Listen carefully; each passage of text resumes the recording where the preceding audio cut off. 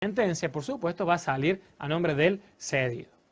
Entonces, el cesionario o cedido es aquella persona que va a ejercer esos derechos a nombre propio. Pero ¿cuándo no va a poder el cesionario hacerse esta implementación? ¿Cuándo va a quedar fuera este tipo de contrato?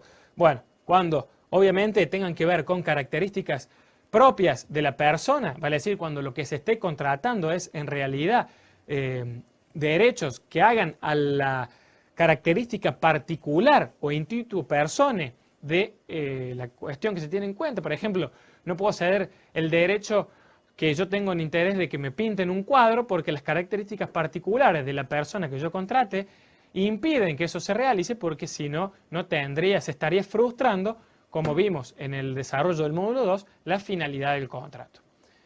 Todo lo que tenga que ver con uso y habitación tampoco puede ser motivo de la cesión de créditos, y todo lo que tenga que ver con esperanzas de sucesión tampoco puede ser motivo. No está permitido en este caso. Encontramos el fundamento de este impedimento en cuestiones morales. Razones morales son generalmente aquellas que impiden que se realicen determinados negocios, sobre todo en cuestiones sucesorias o hereditarias. Hay que tener en cuenta que allí hay un tema muy fino para tratar, que es el tema de las legítimas, y que no puede soslayarse, ya que son de orden público. En cuanto a la forma de la cesión de derechos, vamos a ver que se pide que se realice de manera escrita, bajo pena de nulidad. Y en algunos casos, que ya vamos a ver, trata o requiere la realización por intermedio de una escritura pública. ¿Cuándo va a ser esta escritura pública? Cuando se trate de derechos litigiosos, cuando se trate de otros derechos que a su vez vienen de una escritura pública, y cuando se trate de derechos sucesorios. En este caso, vamos a ver que derechos litigiosos puede ser, por ejemplo, el caso en que yo esté realizando un juicio ejecutivo por el cobro de una letra de cambio, de un título valor, de un pagaré, por ejemplo, y entonces yo me desentiendo del cobro de esa suma de dinero cuya pretensión esgrimí al inicio de la demanda, cediéndole los derechos para que venga otra persona, también con el mismo mecanismo, me hago de algo de liquidez, con una tasa de descuento eventualmente por el plazo que deberá completar para el efectivo cobro, y de esa manera cumplimento con la cesión de crédito dentro de un expediente, deberé acompañarla por supuesto en escritura pública tal y como es requerido por nuestro ordenamiento positivo vigente. Respecto de aquellos que provienen de una escritura pública, vamos a ver que la escritura pública solo puede ser modificada por otra escritura pública. De esa manera solo puede tener validez. De otra manera, un instrumento privado no puede modificar una escritura pública por la fuerza que ésta tiene inserta en un instrumento que da justamente fe pública a través del protocolo del escribano que se lleva adelante. Respecto a los derechos sucesorios, puede hacerse, o debe hacerse, mejor dicho, por escritura pública, en el sentido de un perfeccionamiento de cuestiones que tengan que ver justamente con índole patrimonial dentro de una sucesión. Un aspecto muy relevante en lo que tiene que ver con la cesión de créditos o de derechos es la notificación. Esta notificación significa que yo, acreedor, notifico al deudor de que es otra la persona a la cual él deberá remitir el pago. Significa que yo me desentiendo del pago que vaya a hacer el deudor, y él se deberá dirigir al nuevo acreedor, al cesionario, llevándole o cumplimentando o llevando adelante las prestaciones que eran debidas. Hay un punto importante que se relaciona con la aceptación del deudor. ¿Es necesaria o no la aceptación?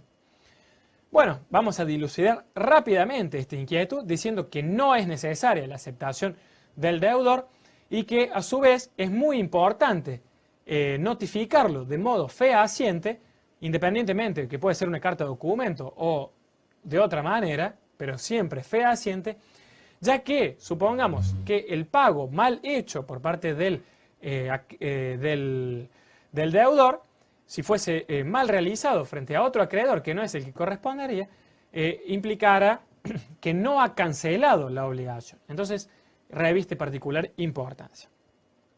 Respecto de los terceros, podemos ver que esta notificación deberá cursarse en determinados supuestos también a terceros. ¿Quiénes son estos terceros? Los acreedores del cedente y los cesionarios que tuviesen el mismo crédito o que fuesen parte del mismo crédito. Supongamos que sea una obligación simplemente mancomunada o solidaria. A todos aquellos deudores habrá que notificar, y también si existiese una mancomunación o una pluralidad de partes en el otro aspecto, vale decir en el cesionario, también se deberá notificar. Bien, entonces, respecto de la forma, la regla general, como dijimos, es que debe realizarse de modo fehaciente.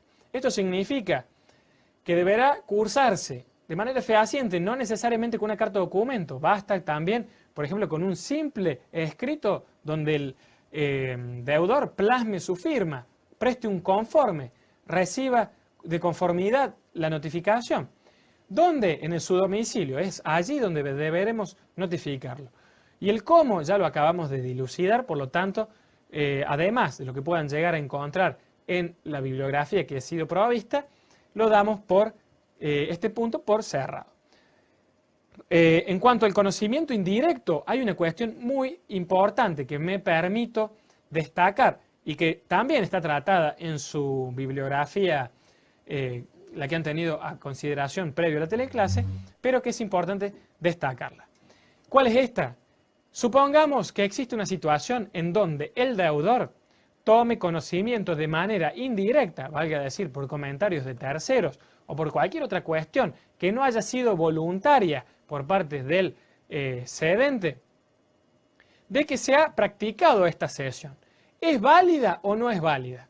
Si bien lo que se nos puede llegar a complicar en ese momento es el tema de la prueba, de demostrar el verdadero conocimiento de esa situación de la cesión, como en toda cuestión relativa a las relaciones jurídicas, nuestro ordenamiento positivo vigente considera que debe primar la buena fe. Por lo tanto, si nosotros llegásemos a poder demostrar que el deudor tuvo un conocimiento aún de manera indirecta, podríamos decir que esa cesión va a tener plenos efectos, por más de que no se haya notificado en cumplimiento de la forma como acabamos de mencionar hace instantes nada más.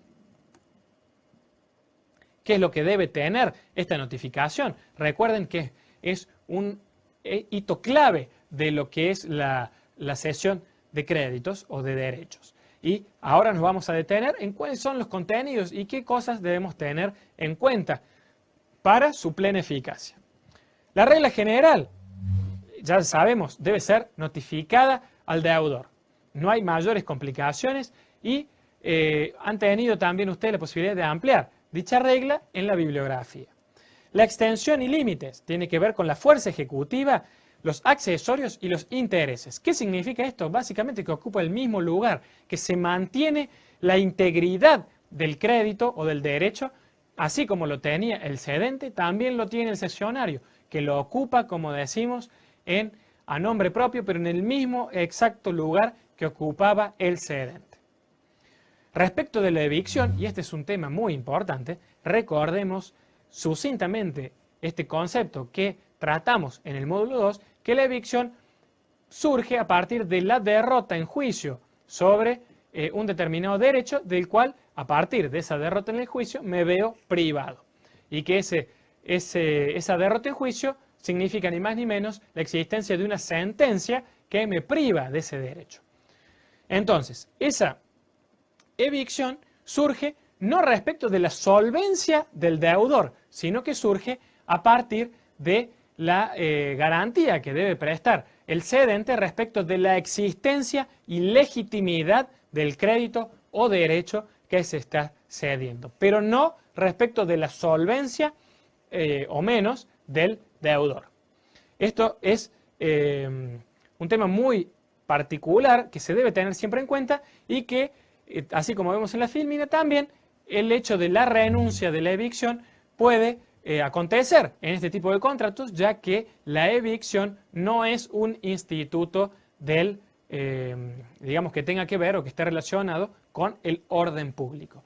Pero recuerden, y es muy importante, que la evicción en la cesión de créditos o de derechos tiende a garantizar la legitimidad y la existencia del crédito o derecho que se está mandando. Vamos a ver ahora el recurso, vale decir, este videíto que nos va a plasmar la idea del contrato que veremos en el próximo segmento, que es la locación. Los diálogos son en inglés, sin embargo no tienen incidencia en lo que realmente acontece a los protagonistas y que desde ya les va a parecer muy gráfico la idea que se quiere transmitir. Por lo tanto, a él me remito y nos encontramos en el próximo segmento.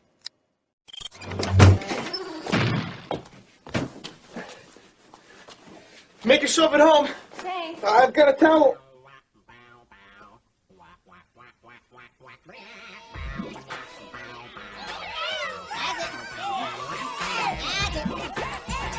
What are you guys doing?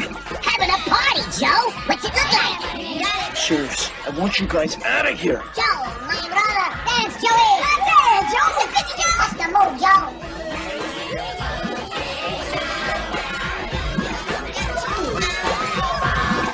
Hey, I'm dancing. Now eat it, please.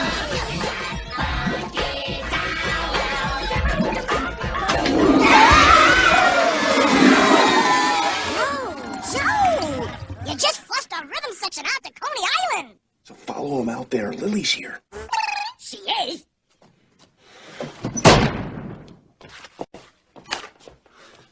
My, towels are in the, laundry. Oh, it's fine.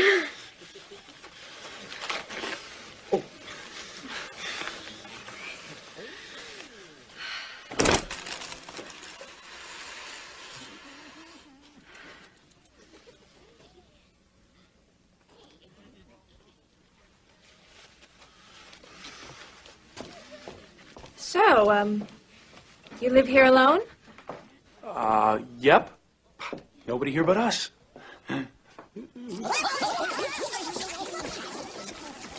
Guys, you promised. Come on, baby, light my fire. Periscope. Music, maestro.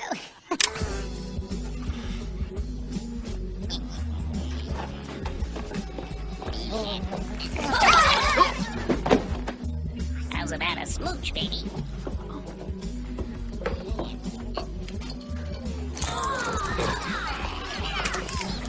Your place sounds comfy. Shut up. I mean, drink up. Down to that, sweetie.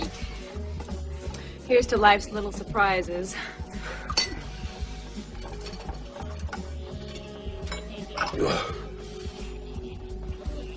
I think you're gonna need one of these, Joe. Pretzel nugget?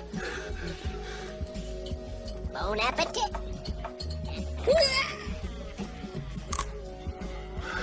Oh, what a lover. A real Casanova. Go get her, Joe.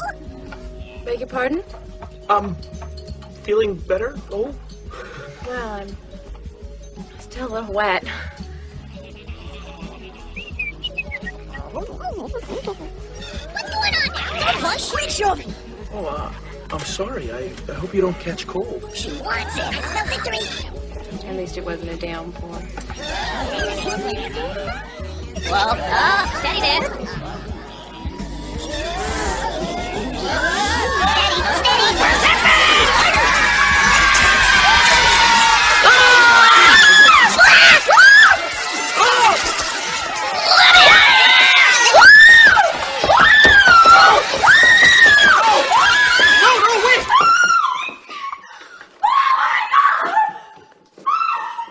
Lily, come back! Lily!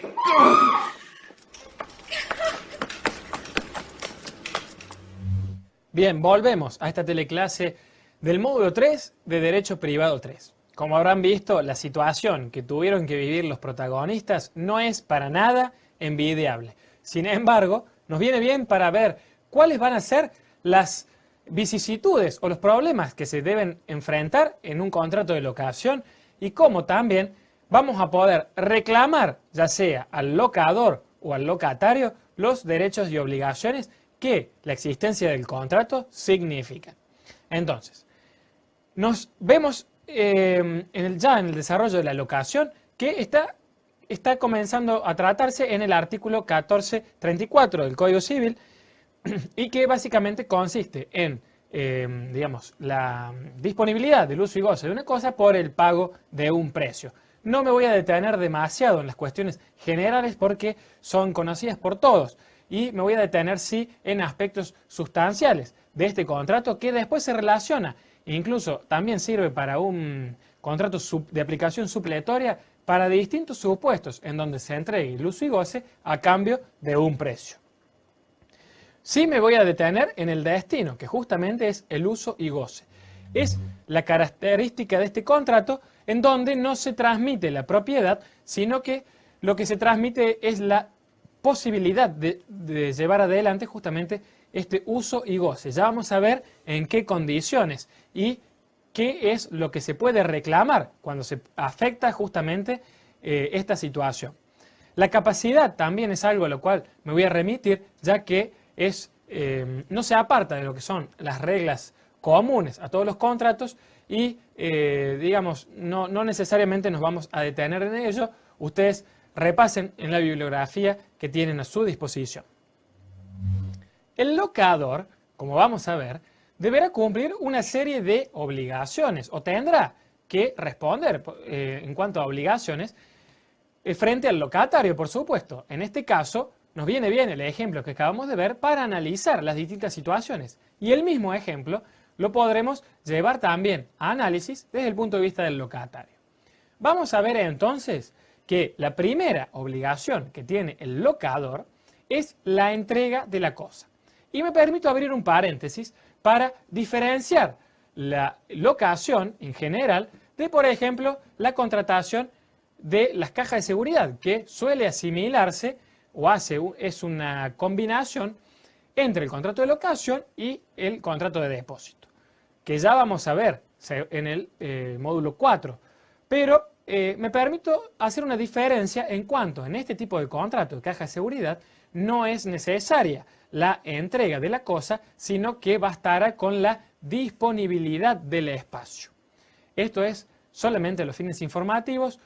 Deben ustedes tener presente que la entrega de la cosa es una de las obligaciones principales del locador, que además deberá conservar o mantener la cosa en buen estado, haciéndose cargo de los deterioros que podría llegar a sufrir, supongamos, el departamento, ya que estamos analizando el tema del segmento que acabamos de ver hace unos minutos nada más. En este supuesto, ustedes habrán podido apreciar que el inmueble sujeto a la locación estaba bastante venido a menos. En este caso, habrá que ver si lo entendemos como que son deterioros de los cuales no tiene ningún tipo de incidencia el locatario.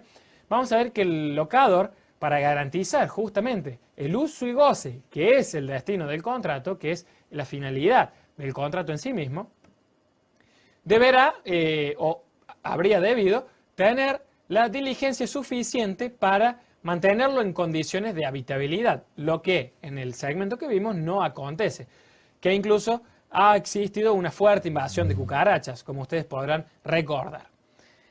Estos deterioros son propios de cuestiones anormales, pero no se deberán resarcir, ya lo vamos a ver también con el tema del locatario, cuando fuesen propios del normal uso, que son propios del desgaste, del uso en sí mismo. En este caso no tendría que tener ningún tipo de responsabilidad, como tampoco en el caso de que se suscitara alguna situación justamente de caso fortuito. Entonces, el uso y goce pacífico que debe garantizar, le agregamos entonces esta palabra pacífico, significa que el locador deberá responder también por evicción y vicios redimitorios, conceptos que, vuelvo a subrayar, vimos en el módulo segundo y que tienen que ver la evicción con una derrota en juicio, que acabamos de tratar también en el segmento anterior, y los vicios redimitorios con vicios que revistan una gravedad, que tengan una incidencia tal que se frustre el contrato. Entonces, de esta manera, y respecto de los vicios redimitorios, recuerden que teníamos dos acciones: la actio quanti minoris, que buscaba una disminución en el precio, y la acción redimitoria, que buscaba justamente la resolución del contrato y que llevaba incorporada, sin ningún tipo de lugar a dudas, la acción de indemnización que por la resolución del contrato justamente. Vemos que también el locador deberá reembolsar los gastos que sufriera o que llevara adelante o que debiera afrontar el locatario. ¿En qué sentido? Supongamos que fuese una cuestión menor. Lo llevemos a un ejemplo concreto del segmento. Supongamos que, y no sería nada anormal, hubiese tenido algún tipo de problema con la cerradura. En este caso, y a los fines de que Joe, ya que venía con una señorita acompañado, seguramente iba a tener que solucionar el problema de la cerradura bastante rápido. Entonces, podría haber llamado a algún cerrajero. En ese caso, el protagonista, cuyo nombre hemos definido como Joe, tendría que haber llamado a un cerrajero para solucionar lo más rápidamente posible. Este es un gasto que, dada la hora, seguramente el horario en que se desenvolvía la situación no era, propicio, iba a solucionar la cuestión y después le iba a poder llevar sin ningún tipo de problemas la factura del cerrajero para que le sea reembolsado. Pero, dada la celeridad y la implicancia que tenía la cuestión para poder acceder al